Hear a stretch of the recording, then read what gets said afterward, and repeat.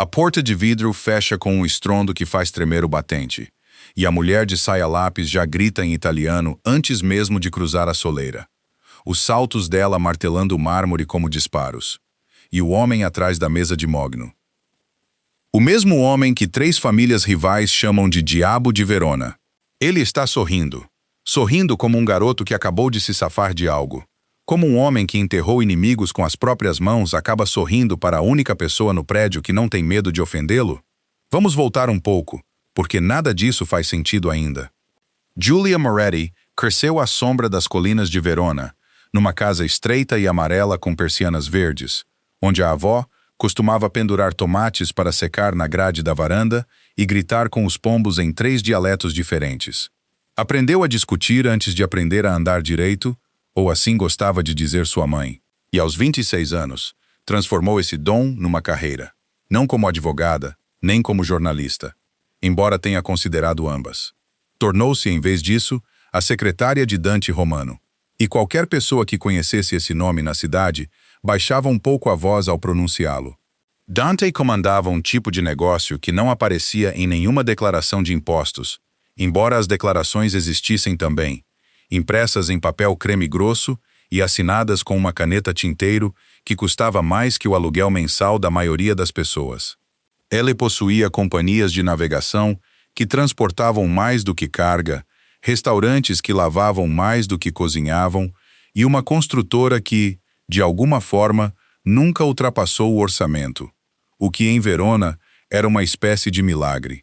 Homens que negociavam com fabricantes de aço e ministros estrangeiros saíam do seu escritório pálidos. Garçons do restaurante Calábria reabasteciam seu copo de água com ambas as mãos para que não tremessem, até seus próprios. Capos. Homens crescidos com juntas dos dedos como nozes e cicatrizes que não explicavam, ficavam um pouco mais eretos quando a porta dele se abria. Júlia também morria de medo dele. Uma vez. Foi há 3 anos, na sua primeira semana, quando ela derrubou uma pilha de contratos no escritório dele e se desculpou tantas vezes que ele finalmente a mandou parar antes que ele perdesse a paciência de vez. Ela lembrava daquela manhã como se lembra de um acidente de carro. Câmera lenta, vívida demais, embaraçosa em retrospectiva. Mas 3 anos mudam as coisas. 3 anos gerenciando a agenda impossível dele. 3 anos sentada a meio metro de um homem que podia acabar com um negócio com uma única ligação. 3 anos aprendendo exatamente quais silêncios significavam que ele estava pensando e quais significavam que alguém teria um dia muito ruim. Tudo isso corroeu o medo, transformando-o em algo diferente, algo mais próximo da familiaridade, algo que, se fosse honesta consigo mesma numa noite tranquila com uma taça de vinho, se sentia perigosamente perto de afeição. Ela não examinava esse sentimento muito de perto.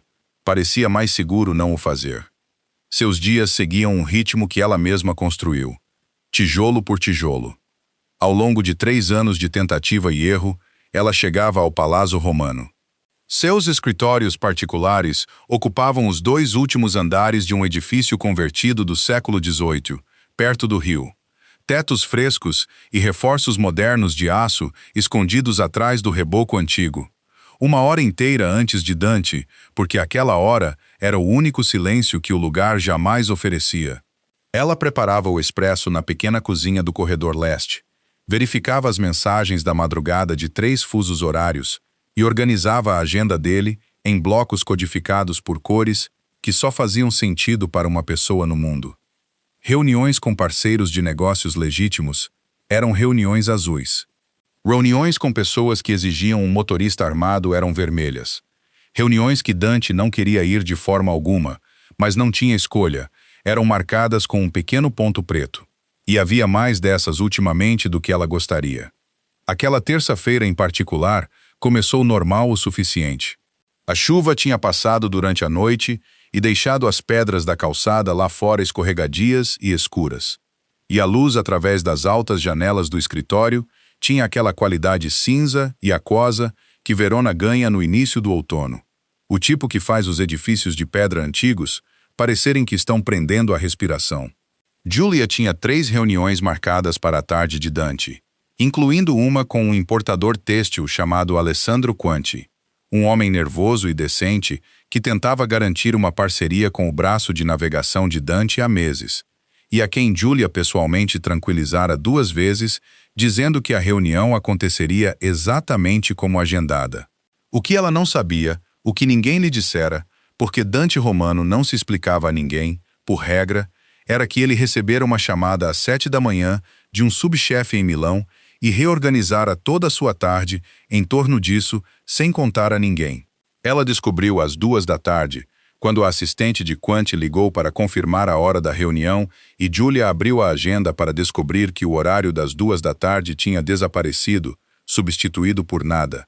Sem nota, sem explicação, apenas um bloco branco vazio onde um compromisso costumava estar. Eis a parte que o público merece saber, antes de Julia. Dante não se esquecera, não anulou a agenda por acidente. Simplesmente decidira, entre o 7º e o 8º minuto daquela chamada de Milão, que o que quer que o subchefe quisesse discutir era mais importante que um negócio têxtil. E não lhe ocorrera uma única vez que a mulher que gerenciava toda a sua vida profissional pudesse precisar de ser informada. Na mente dele, a agenda se curvava a ele, e não o contrário. Ele aprenderia antes do fim do dia o quão errada essa suposição estava. Julia ligou de volta para o escritório de Quanti, com o estômago já a afundar, ofereceu desculpas profusas, remarcou para a semana seguinte e desligou ao som da assistente de Quanti, suspirando audivelmente do outro lado. O suspiro particular de alguém que acabou de ver um negócio escorregar um pouco mais da certeza. Ela ficou sentada ali por 1 minuto inteiro, com a mão ainda no telefone, sentindo algo quente e afiado subir pela garganta. 3 anos. 3 anos construindo confiança com homens como Quanti. 3 anos sendo a razão pela qual as pessoas acreditavam que a palavra de Dante Romano significava algo, mesmo quando a sua reputação sugeria o contrário. E ele apagara uma tarde inteira sem sequer uma mensagem de texto. Ela se levantou tão rápido que a cadeira rolou para trás e bateu na parede.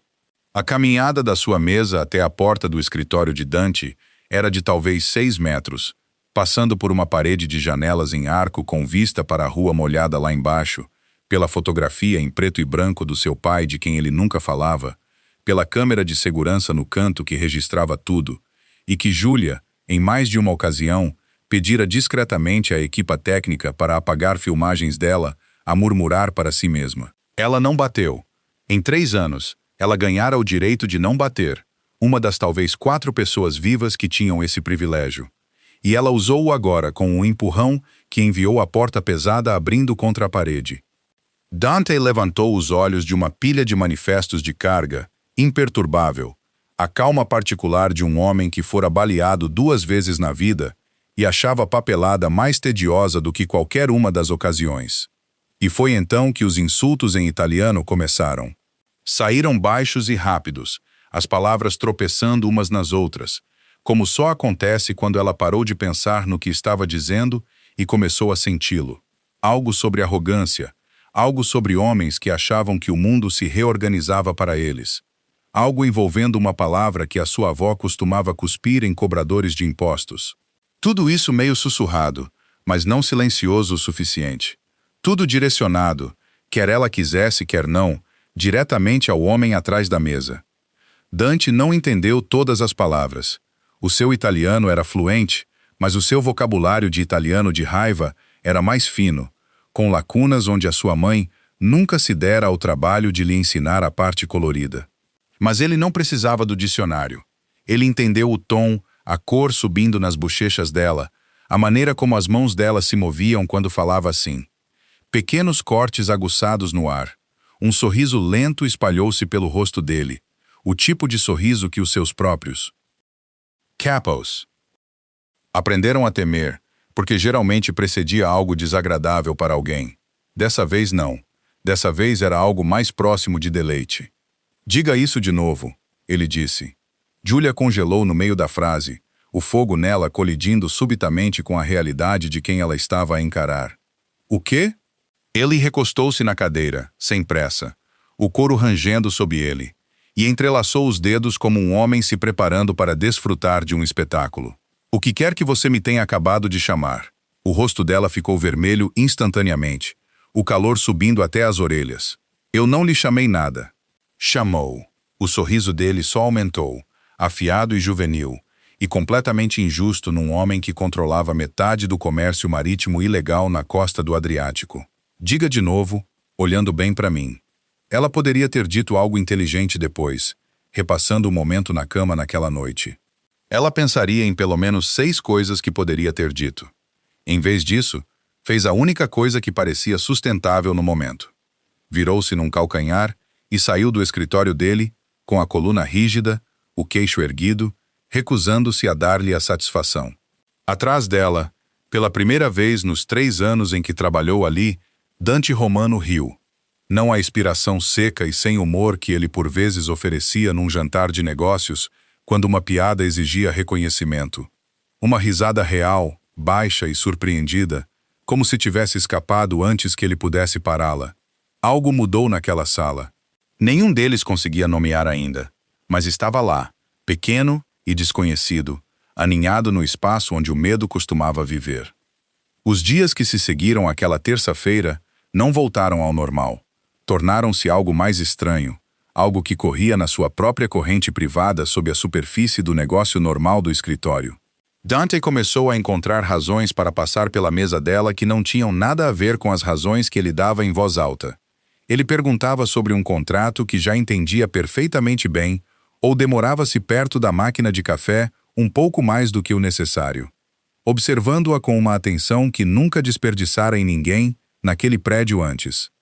Ele começou a provocá-la deliberadamente, comentando o seu sotaque quando ela atendia o telefone em inglês, provocando-a sobre o volume da sua voz quando ela ficava animada com uma mudança de agenda, fazendo tudo isso com um objetivo específico, transparente para todos, exceto talvez para ele mesmo, de a ouvir responder. E ela respondia. Essa era a coisa que ninguém esperava, muito menos a própria Júlia. O medo que uma vez a fez pedir desculpa por derrubar uma pilha de contratos tinha, tranquilamente ao longo de 3 anos e uma tarde furiosa, se transformado em algo com dentes. Ela revirava os olhos para ele agora. Corrigiu a meio da frase quando ele errava um facto na frente de clientes, algo que ela nunca teria ousado fazer no seu primeiro ano. Uma vez, quando ele fez um comentário sobre ela estar atrasada. Ela não estava. Ele sabia que ela não estava. Ele simplesmente queria uma reação. Ela olhou-o nos olhos e disse-lhe em italiano rápido e cortante exatamente o que pensava de homens que criavam problemas por entretenimento. Ele não entendeu metade. Ele não precisava. Ele viu a boca dela mover-se e sentiu algo no peito dele soltar-se, que estava fechado desde que ele tinha 11 anos, e viu o seu pai ser levado da casa deles numa maca. Julia também notou coisas. Quanto mais isso durava, mais ela notava. Notou que Dante, apesar de toda a sua reputação, nunca uma vez levantou a voz para ela, como fazia com os subordinados que o decepcionavam. Notou que quando um fornecedor tentava enganá-lo durante uma chamada, a mandíbula de Dante apertava-se de uma forma que não tinha nada a ver com raiva e tudo a ver com contenção. Contenção, ela suspeitou desconfortavelmente. Ele guardava especificamente para momentos em que ela estava na sala. Notou a maneira como ele ouvia quando ela falava. Realmente ouvia. Não o tipo de escuta educada, à espera da sua vez, que a maioria dos homens poderosos oferecia, mas o tipo que sugeria que a opinião dela realmente importava para a decisão que viria a seguir. Por trás da reputação aterrorizante, por trás dos fatos sob medida que escondiam um coldre de ombro tão bem que a maioria das pessoas nunca adivinhava, por trás do livro de dívidas e favores que se estendia de Verona a Marselha, havia um homem que confiava nela para coisas em que não confiava em mais ninguém. Essa realização instalou-se em Julia lentamente ao longo de semanas como sedimento. Uma noite, cerca de 3 semanas após a discussão que começou tudo, Dante cometeu o erro de lhe pedir, durante um jantar tardio trazido para o escritório porque nenhum dos dois tinha notado o pôr do sol, para lhe ensinar alguns insultos italianos adequados.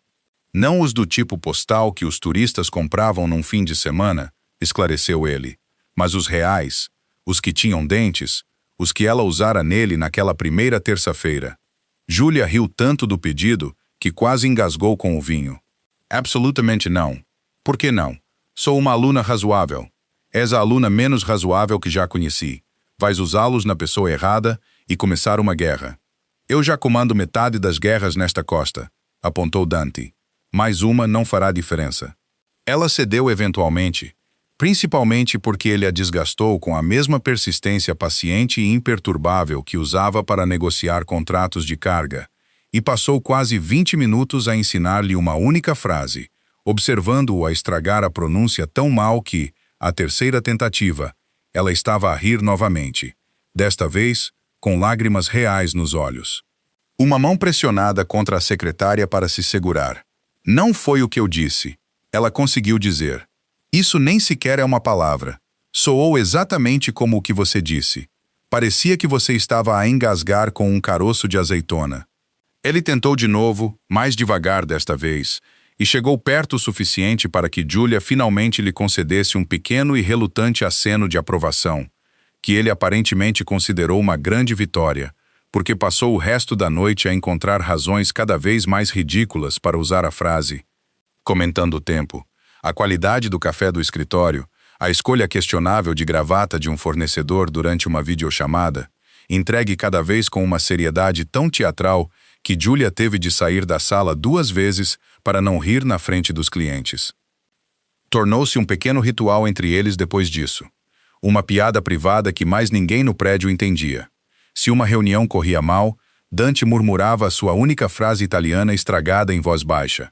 E Julia tinha de morder o interior da bochecha para manter a cara séria. Se ela o apanhava a fazer isso durante algo genuinamente importante, ela lançava-lhe um olhar aguçado o suficiente para cortar vidro, e ele só sorria mais, claramente satisfeito consigo mesmo, claramente sem remorsos. Era uma coisa tão pequena, uma piada de escritório, um segredo partilhado, nada que alguém olharia 2 vezes de fora. Mas era. Julia percebeu uma noite enquanto voltava para casa sob um céu que começava a clarear depois de dias de chuva. A primeira vez em 3 anos que Dante Romano lhe permitira vê-lo ser tolo de propósito. Homens poderosos raramente se permitiam isso. Fez o peito dela doer de uma forma que ela ainda não entendia completamente e fez a caminhada para casa parecer mais curta do que tinha sido em semanas, as pedras escorregadias da calçada refletindo a luz da rua como moedas espalhadas, a cidade com cheiro de chuva e pão da padaria da esquina que abria antes do amanhecer. Ela pensou mais de uma vez durante aquela caminhada que deveria ser mais cuidadosa. Apaixonar-se por um homem como Dante Romano não era o tipo de coisa que se fazia casualmente, como se apaixona por um barista ou um colega de faculdade. Vinha com carros blindados e portas trancadas e uma reputação que a seguia para todas as salas. E, no entanto, parada à porta da sua própria casa alguns minutos depois, chave na fechadura. Ela descobriu que não estava a pensar em nada disso. Estava a pensar na pronúncia terrível e nas lágrimas de riso e na forma como todo o rosto dele mudava quando se permitia ser comum por um momento. Apenas um homem a provocar uma mulher de quem gostava. Nada mais complicado do que isso. Ela deveria ter sabido. Ela pensaria muito mais tarde que um sentimento tão quente raramente chegava sem algo perigoso a chegar logo atrás. E então, ela descobriu o vazamento. Começou pequeno, como estas coisas sempre começam. Uma reunião que Dante teve com um parceiro de navegação de Trieste. Uma reunião que não existia em nenhuma agenda, mas na agenda particular de Julia, que fora discutida apenas naquele escritório, atrás daquela porta fechada, surgiu quase casualmente numa conversa que Dante teve com um velho amigo da polícia de Verona, um homem em quem confiava o suficiente para tomar café 1 vez por mês. O amigo mencionou ter ouvido falar da reunião de Trieste de uma fonte ligada à família Bundy, os rivais mais próximos de Dante na costa. Dante não deu muita importância na altura. A informação viajava de formas estranhas no seu mundo. Um motorista ouviu algo. Um garçom repetiu um boato. Segredos vazavam lentamente, como a água encontra rachaduras na pedra. Mas Julia pensou nisso. Pensou nisso naquela noite e na manhã seguinte. E na semana seguinte, ela começou discretamente a manter o seu próprio registro privado, cruzando quais reuniões eram azuis, quais eram pontos pretos, e quais pareciam sempre chegar ao campo Bandi dias depois. Ela ainda não contou a Dante. Ela queria ter certeza primeiro, porque acusar a pessoa errada neste mundo não terminava numa conversa embaraçosa. Terminava num corpo que ninguém encontrava. Ela reduziu cuidadosamente, da maneira que fazia tudo, metodicamente, sem drama. Cruzando os registros de segurança com acesso à agenda, anotando quais membros do círculo íntimo de Dante tinham visto quais ficheiros e quando. O padrão que emergiu fez as suas mãos ficarem frias na sua secretária uma noite. Sozinha no escritório, depois de todos terem saído. O vazamento não vinha de um estranho. Vinha da própria equipa de segurança de Dante. Ela sentou-se com esse conhecimento por exatamente uma noite, virando-o, tentando decidir como trazer algo tão perigoso para um homem capaz de violência extraordinária sem desencadear uma cadeia de eventos que ela não pudesse controlar. Decidiu que precisava de mais uma prova antes de dizer uma palavra. Ela nunca teve a chance de a reunir. 2 noites depois, Júlia ficou até tarde novamente, terminando um relatório sobre os contratos de Trieste. Planejava colocá-lo na secretária de Dante na manhã seguinte. Um relatório que, se ele o lesse com atenção suficiente, o levaria à verdade sem que ela tivesse de dizer o nome do traidor em voz alta. Antes de ter certeza, ela saiu do escritório um pouco depois das 9. A rua lá fora escorregadia com a chuva e vazia, exceto pela luz âmbar dos postes de iluminação contra a pedra molhada. Os edifícios antigos ao longo do rio lançavam longas sombras sobre as pedras da calçada. Ela notou o sedã preto quase imediatamente, estacionado em ângulo em frente à entrada do Palazzo. Motor a trabalhar baixo, faróis apagados. Ela disse a si mesma que não era nada. Verona estava cheia de carros estacionados. Mas quando virou para a rua estreita em direção ao seu apartamento, o sedã afastou-se da berma atrás dela, lento, sem pressa, mantendo o ritmo exatamente a 50 metros de distância, como um profissional faria, perto o suficiente para fechar a distância rapidamente, longe o suficiente para não assustá-la muito cedo. O seu coração começou a martelar algures atrás das suas costelas. Acelerou o passo sem correr, virou à esquerda por um beco que sabia que levava a uma rua mais movimentada. Ouviu o tom do motor do sedã mudar enquanto ele se ajustava, seguindo-a. Quando ela chegou às janelas iluminadas de um café da noite e se abrigou lá dentro, ofegante, pedindo um expresso que não tinha intenção de beber. As suas mãos tremiam tanto que ela quase deixou cair o telemóvel 2 vezes a tentar mandar mensagem para Dante. Ela não lhe contou tudo, apenas que pensava que alguém a tinha seguido, que estava segura agora, sentada num café, e que não queria que ele se preocupasse. Ela enviou e imediatamente arrependeu-se de cada palavra, porque em 90 segundos o seu telemóvel estava a tocar e a voz de Dante do outro lado não tinha nada do calor das últimas semanas. Era plana, fria e completamente focada. "Não se mexa", disse ele. "Diga-me exatamente onde você está." Ellie chegou em 11 minutos, o que deveria ter sido impossível de onde ele estava naquela noite. E no momento em que o seu SUV preto parou em frente ao café, outros 2 carros formaram-se à volta dele como uma guarda de honra. Ninguém tinha convidado, mas todos tinham entendido. Julia nunca tinha visto o seu lado brincalhão desaparecer tão completamente, tão instantaneamente.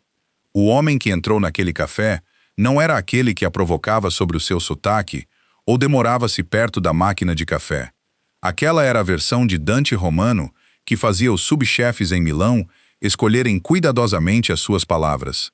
Zela encontrou o sedã a 2 ruas de distância, estacionado, vazio, os seus 2 ocupantes aparentemente tendo decidido que um café cheio de testemunhas não valia o risco. Não importava para Dante que eles tivessem ido embora. Ellie memorizou a matrícula deles antes que Julia terminasse a sua descrição do carro, e à meia-noite, num armazém perto dos cais industriais que não aparecia em nenhum mapa da cidade. 2 homens muito assustados estavam a explicar em detalhes, cada vez mais desesperados, exatamente quem os tinha contratado para seguir a secretária de Dante Romano e por quê. Julia não estava lá para essa parte. Dante insistira em levá-la para casa primeiro, ficando no carro do lado de fora do prédio dela até que ela lhe mandasse uma mensagem de dentro do seu apartamento. Trancas fechadas, luzes acesas. Mas ela descobriu na manhã seguinte, quando ele entrou no escritório com a aparência de um homem que não dormira, e disse-lhe numa voz despojada de toda a sua habitual provocação que quem quer que tivesse ordenado a vigilância sobre ela trabalhava para alguém dentro da sua própria organização. Essa foi a confirmação de que ela precisava. Ela abriu o seu registro privado naquela tarde, pô-lo na secretária dele com as mesmas mãos firmes que usava para tudo, e guiou-o através de 3 semanas de registros cruzados, registros de reuniões, leituras de cartões de segurança e carimbos de data-hora de acesso a ficheiros. Dante observou-a trabalhar com uma expressão que ela nunca tinha visto nele antes. Não surpreso exatamente, porque muito pouco o surpreendia mais, mas algo mais próximo de respeito a sharpening into focus. Você construiu isso sozinha, disse ele. Não foi uma pergunta. Notei um padrão, Julia disse. Não gostei, então verifiquei.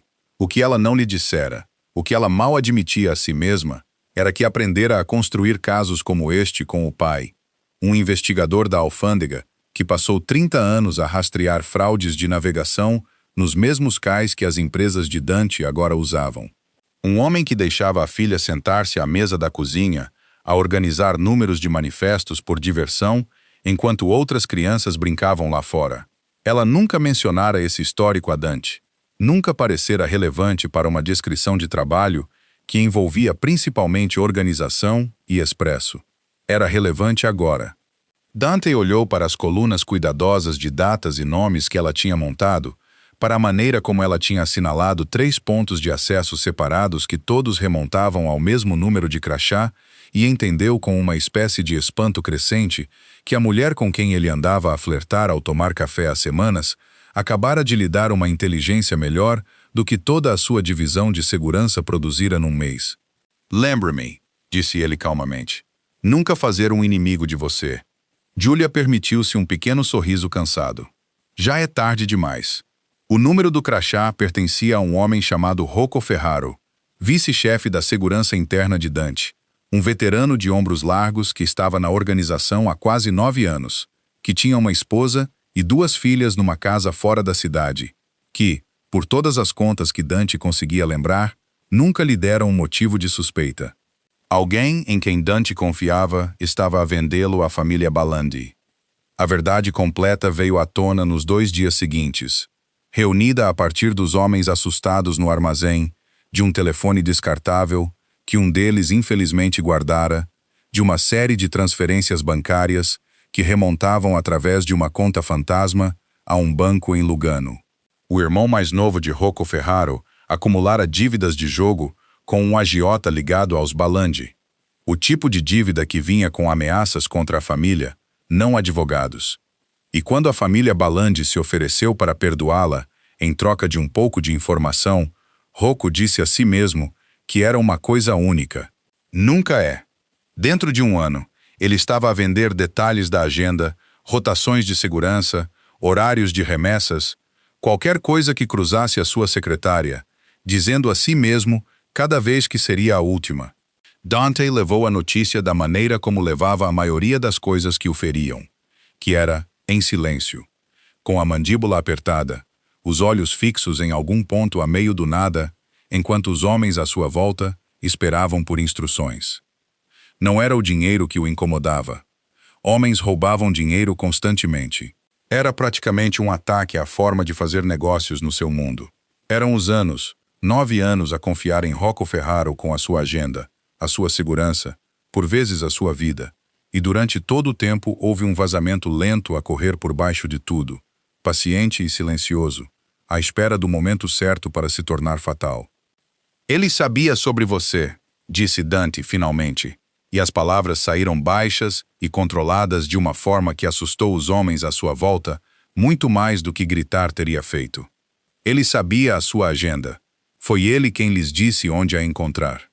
Naquela noite, depois de todos terem ido embora, Dante encontrou Julia ainda no escritório, aparentemente a terminar a papelada, na verdade incapaz de se fazer ir para casa sozinha. Ele sentou-se em frente a ela, Não atrás da sua secretária desta vez, mas na cadeira em frente à dela, perto o suficiente para que os seus joelhos quase se tocassem. E por um longo momento, ele não disse nada. Fiquei com medo, admitiu Júlia finalmente, a sua voz mais baixa do que ele a ouvira em semanas. Todo o fogo daquela primeira terça-feira ardeu até algo mais honesto. Quando aquele carro me seguiu, continuei a dizer a mim mesma que estava a imaginar, e depois não estava a imaginar, e eu não sabia o que fazer. Dante estendeu-se através do pequeno espaço entre eles e pegou na mão dela, a sua própria mão engolindo a dela, quente apesar da noite fria lá fora das janelas. Podes xingar-me o quanto quiseres, disse ele em qualquer língua que gostes. Eu vou ficar aqui e aguentar todas as vezes. O polegar dele moveu-se uma vez suavemente sobre os nós dos dedos dela. Só nunca me faças duvidar se você está segura novamente. Algo no peito de Júlia, um nó que ela não se apercebera de que carregava desde que o sedã se afastara da berma atrás dela, finalmente afrouxou. Ela conseguiu um pequeno riso aguado. Mesmo em italiano, disse Dante. Especialmente em italiano, e pela primeira vez naquela noite, algo parecido com o seu antigo sorriso voltou. Eles ficaram assim por um tempo, a mão dela na dele, o escritório silencioso à volta deles, as luzes da cidade desfocadas em ouro através das janelas encharcadas de chuva. Parecia brevemente, como se o mundo tivesse ficado quieto o suficiente para segurar. Não ficou quieto por muito tempo. 2 dias depois daquela conversa silenciosa, Júlia entrou no escritório de Dante com um plano já totalmente formado, apresentado em papel, da maneira como ela apresentava tudo em colunas limpas e com horários cuidadosos. Dante assumira, razoavelmente o suficiente dado o mundo em que vivia, que lidar com Rocco Ferraro significaria um desaparecimento silencioso e uma conversa que ninguém sobrevivia. Júlia tinha uma ideia diferente e apresentou-a com a mesma confiança firme que usava para defender uma decisão de logística em que acreditava. Se você simplesmente o fizer desaparecer, disse ela, a família Band não aprende nada, exceto o que você descobriu. Eles ficarão quietos, reagrupar-se-ão e tentarão novamente em 6 meses com alguém novo. Mas se permitirmos que Rocco acredite que ainda é útil, alimentando-o com mais uma informação falsa, um carregamento que não existe, uma reunião que não é real, podemos observar exatamente como viaja. Descobrimos quem a recebe do outro lado. Expomos todo o canal, não apenas o vazamento. Dante estudou-a por um longo momento. O mesmo olhar que usara sobre os seus registros cruzados dias antes. Respeito a transformar-se em algo mais próximo de admiração. Ele tinha construído um império sobre instinto e violência, e o ocasional suborno bem colocado. Ele nunca tinha tido alguém naquele escritório capaz de pensar 3 movimentos à frente dele e explicar calmamente sobre um expresso. Você deveria ter estado neste negócio, disse ele. Eu estou neste negócio, disse Júlia. Eu só faço as partes que realmente exigem pensar. Ele riu e o som encheu o escritório de uma forma que se tornara quase normal agora. Confortável, embora nada da sua situação fosse normal. Eles construíram a armadilha juntos. Nos dias seguintes, um manifesto de carga fabricado, uma reunião fictícia com um fornecedor em Trieste, que não existia, plantada precisamente onde o crachá de Rocco precisaria de acessá-lo, e em nenhum outro lugar. Dante trouxe 2. Capos. Em quem confiava absolutamente, homens que estavam com ele desde antes da morte do seu pai, e não lhes disse nada exceto onde estar e quando. Júlia insistiu em estar presente quando acontecesse. Dante argumentou contra isso por quase 20 minutos, a mais longa discordância que eles já tiveram, até que ela o lembrou sem rodeios que era o plano dela, a pesquisa dela, o nome dela que Rocco colocara em perigo. E ela não iria ficar em casa a atualizar o telefone enquanto outros terminavam o que ela começara. Dante, contra todos os instintos protetores do seu corpo, cedeu. A reunião foi marcada para uma quinta-feira à noite num cais privado. A empresa de navegação de Dante realmente possuía o tipo de lugar com paredes de metal corrugado e cheiro de sal e diesel, iluminado por uma única fileira de lâmpadas industriais que lançavam tudo em sombras duras. Rocco Ferraro chegou exatamente na hora. Ele entrou no armazém esperando uma verificação de segurança rotineira de um carregamento fictício. O seu telefone já guardado no bolso do casaco, pronto para transmitir quaisquer detalhes que reunisse dentro de uma hora. O que ele encontrou em vez disso foi Dante de pé sob as lâmpadas industriais, com os braços cruzados, ladeado pelos dois. Capos. Julia não reconheceu pelo nome, mas cuja quietude lhe disse tudo sobre o quão sério isto se tornara. E Julia ela mesma, parada a uma distância cuidadosa para trás, segurando uma pasta de registros impressos que lhe levara 3 semanas a montar. O rosto de Rocco fez algo complicado quando ele a viu ali. Confusão primeiro, depois um lampejo de cálculo, e finalmente, enquanto Dante começava a falar numa voz que não continha nenhum calor, algo que parecia muito com medo. Não há carregamento, disse Dante. Não há fornecedor em Trieste. Nunca houve. Foi apenas um teste. E você falhou lindamente. Rocco tentou argumentar, como homens na sua posição sempre faziam, oferecendo explicações que se tornavam menores e mais desesperadas a cada frase.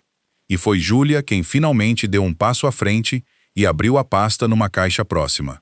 3 semanas de registros de acesso a crachás e registros de transferências bancárias espalhados sob a dura luz do armazém. O seu irmão está morto, disse ela, baixa, mas perfeitamente firme, sem vestígios do medo que a perseguira por uma rua escura 2 semanas antes. Perdoado em troca de informação, começando há 14 meses. 9 vazamentos confirmados. O último quase me matou. Ela olhou para ele, e algo na sua expressão fez até mesmo Dante, parado ao seu lado, sentir uma breve gratidão por não ser ele a quem ela olhava daquela maneira. Eu construí este caso sozinha. Cada página dele. Os ombros de Rocco encolheram-se. Qualquer luta que lhe restava drenou-se sob o peso da papelada exposta à sua frente. E no silêncio que se seguiu, um dos homens de Dante deu um passo à frente e tirou o seu telefone antes que ele pudesse pensar em alcançá-lo. O telefone que, quando desbloqueado mais tarde naquela noite, confirmou tudo, incluindo uma mensagem final enviada não há mais de 20 minutos para um número registrado sob uma conta fantasma usada pela família Bundy antes. Acabou em menos tempo do que levou para planear. O contacto Bundy do outro lado daquele telefone foi apanhado antes do amanhecer, e dentro de uma semana, todo o canal que Rocco construíra ao longo de 14 meses foi desmantelado até as suas raízes. Os segredos da organização, selados novamente da maneira que Julia prometera que seriam. As pessoas de Dante lidariam com Rocco da maneira que aquele mundo exigisse. Julia não pediu detalhes, e Dante não os ofereceu, e havia um entendimento tácito entre eles de que algumas partes desta vida ela testemunharia e outras partes ela não testemunharia. O que importava, de pé do lado de fora do armazém depois, no ar frio da noite, com o nevoeiro do rio a subir da água, era que tinha acabado. O vazamento fora fechado. A organização estava segura e ela estava segura, de pé ali ao lado dele, respirando forte com a adrenalina em vez do medo. Dante virou-se para olhá-la devidamente então. As lâmpadas industriais atrás deles lançavam longas sombras sobre o cais molhado, e algo no seu rosto não tinha nenhuma da sua armadura habitual. Você poderia ter morrido esta noite, disse ele.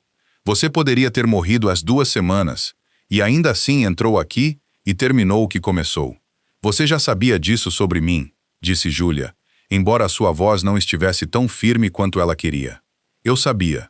Ele estendeu a mão e afastou uma mecha de cabelo do rosto dela, a mão dele demorando-se na sua bochecha de uma forma que não tinha nada de profissional. Eu acho que soube desde o dia em que você entrou no meu escritório, xingando-me, e se recusou a dizer 2 vezes. Ela riu, o som a rachar um pouco com a libertação de 3 semanas de tensão. Você riu de mim. Eu apaixonei-me por você, disse Dante simplesmente. Sem sorriso desta vez, sem provocação, apenas uma verdade simples apresentada da forma como ela apresentara as suas provas naquela caixa. Se for honesto, não planeei isso. Acho que homens como eu não deveriam poder ter isso. Julia olhou para cima, para o homem que toda a cidade temia, de pé num armazém frio com a voz trêmula sobre ela, e sentiu algo assentar completamente no lugar. algo que ela vinha circulando há semanas sem se deixar pousar nele. Homens como você também não costumam merecer secretárias que leem manifestos de carga por diversão, disse ela. Suponho que ambos estamos a quebrar as regras. Ele beijou-a então, finalmente, sem a secretária do escritório, ou o medo de um carro a segui-la, ou a chamada de um traidor a separá-los. Apenas os dois, e o nevoeiro a subir do rio, e a certeza silenciosa de que o que quer que fosse aquilo não ia desaparecer. As semanas que se seguiram reconstruíram as defesas da organização do zero. Novos protocolos de segurança, novos sistemas de crachás, um nível de escrutínio interno que fazia até os funcionários leais resmungarem sobre o inconveniente. Embora nenhum deles reclamasse muito alto, porque todos naquele prédio tinham ouvido em versões sussurradas com variados graus de precisão o que Julia Moretti tinha feito. Ela tornou-se nos meses seguintes algo que a organização não tinha exatamente antes. Não meramente a secretária de Dante, mas uma mulher que os próprios capos consultavam antes de Dante tomar uma decisão final. Uma arquiteta silenciosa, de pé logo atrás do trono. E entre eles, nas horas privadas que nenhum dos seus trabalhos conseguia tocar, algo suave continuava a crescer. Meses depois, num jantar privado na sala de jantar privada acima do Ristorante Calabria. Luz de velas, a lançar ouro quente sobre linho branco e uma garrafa de Brunello que Dante guardava para uma ocasião que ainda não tinha nomeado. Julia encontrou-se a rir de algo que ele dissera sobre um dos seus capos. E quando ele a provocou sobre o vinho a subir-lhe à cabeça, o velho fogo voltou a acender-se nela sem que ela sequer o quisesse. Uma série suave de italianos escapou-lhe em voz baixa, meio insulto, meio afeto, o tipo que só ele parecia ganhar dela agora. O rosto de Dante iluminou-se imediatamente. Aí está! Ela riu, abanando a cabeça. Você realmente gosta de me ouvir xingar, não é? Ele estendeu a mão pela mesa e pegou na dela, da mesma forma que fizera naquela noite no escritório semanas antes, e olhou diretamente nos olhos dela com uma intensidade que fez o resto do restaurante desaparecer completamente. Só porque você é a única mulher no mundo corajosa o suficiente para fazê-lo. Mais tarde, naquela mesma noite, voltando pelo mesmo prédio de escritórios onde tudo começara, Julia parou junto à porta do estudo de Dante, a secretária de Mogno, ainda refletindo a luz baixa, da mesma forma que fizera naquela terça-feira à tarde, quando os seus saltos tinham batido no mármore e o seu temperamento lhe tinha vencido. Ela pensou em como costumava ter medo daquela porta, do homem atrás dela, da reputação que o precedia em todas as salas que ele entrava. Pensou em como aquele medo parecia distante agora, parada ali num vestido que ele lhe comprara para um aniversário que nenhum dos dois ainda tinha nome, o casaco dele pendurado sobre os ombros dela contra o frio do outono. Dante veio por trás dela, envolvendo os braços em volta da sua cintura, pousando o queixo levemente no topo da sua cabeça, e por um momento eles simplesmente ficaram ali na porta do escritório, onde uma secretária curvilínea com uma língua afiada entrara furiosa, gritando insultos para o homem mais temido de Verona, sem nunca imaginar que ele se apaixonaria completa e irrevogavelmente pela única mulher corajosa o suficiente para os dizer na cara dele. Diga de novo, murmurou ele contra o cabelo dela. Uma velha piada entre eles agora, gasta e suave com afeto, olhando bem para mim. Ela virou-se nos braços dele, sorrindo para ele, e desta vez, ela não se recusou. Se você estava torcendo para que Julia respondesse à altura desde a primeira cena, me avise nos comentários, porque honestamente, eu também estava torcendo por ela. Se você quiser mais histórias como esta, mulheres ardentes, homens perigosos e o tipo de romance de queima-lenta que se aproxima de você quando você menos espera, vá em frente e se inscreva, porque há muito mais de onde isto veio, e eu adoraria ter você junto na próxima.